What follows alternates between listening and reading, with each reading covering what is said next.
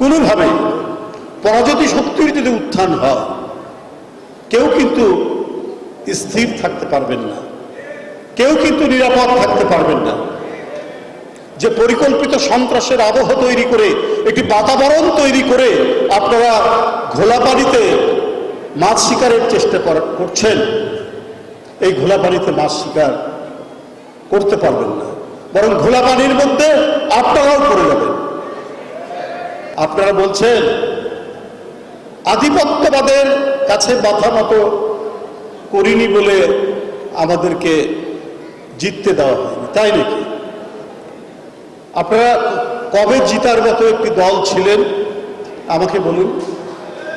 বিএনপির সাথে জোট করলে পরে পান 18টা, আর জোট না করলে পান 3টা, এটাই আমরা দেখেছি।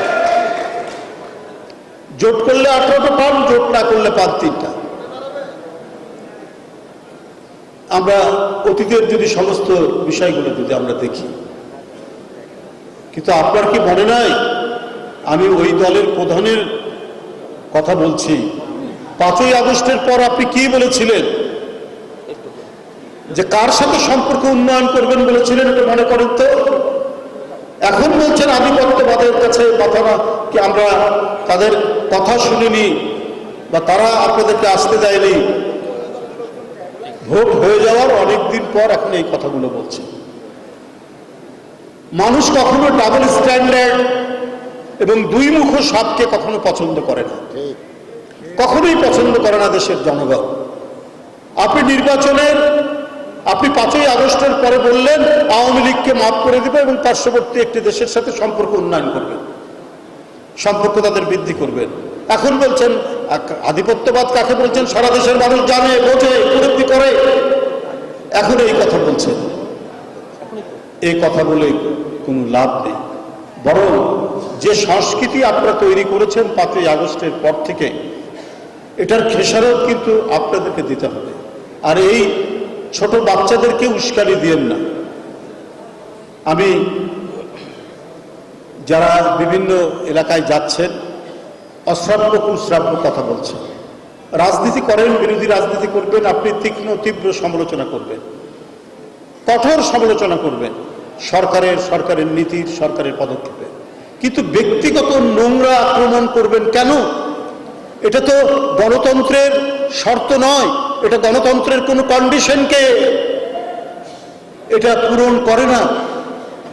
এটা সমাজের মধ্যে ঘৃণা তৈরি করে, যেটা শেখ হাসিনা করেছেন দীর্ঘ 17 বছর। প্রতিদিন প্রতিটা মিটিং, সভা, সমাবেশের মধ্যে তিনি জিয়াউর রহমান, বেগম জিয়া এবং তারেক রহমানের বিরুদ্ধে কুৎসারোপনা করেছেন, বাজে কথা বলেছেন, ঘৃণা রটিয়েছেন এবং মিথ্যা অপপ্রচার করেছেন। বলেননি আপনি? এখন তিনি তো পলাতক অবস্থায় আছেন। বলেছেন মালয়েশিয়ায় নাকি তারেক রহমানের কল কারখানা আছে, সেটা বলেছিলেন বিএনপি যখন গতবার ক্ষমতায় 2001 সাল থেকে 2006 সাল পর্যন্ত, সেই সময় প্রতিদিন প্রতিনিয়ত এই কথাগুলো বলতেন। কিন্তু 17 বছর ক্ষমতায় থাকার পর মালয়েশিয়ার কোন জেলায়, কোন স্থানে, কোথায় তারেক রহমান কোন জায়গায় মিল ছিল, কারখানা ছিল, একটা ঠিকানার কথা আপনি দেখাতে পারলেন না বাংলাদেশের জনগণকে, বাংলাদেশের কাছে সেটা উপস্থাপন করতে পারলেন না। কিন্তু অনর্গল মিথ্যা কথা বলে গেছে। এই মিথ্যা কথার পরিণতি ভালো হয় না।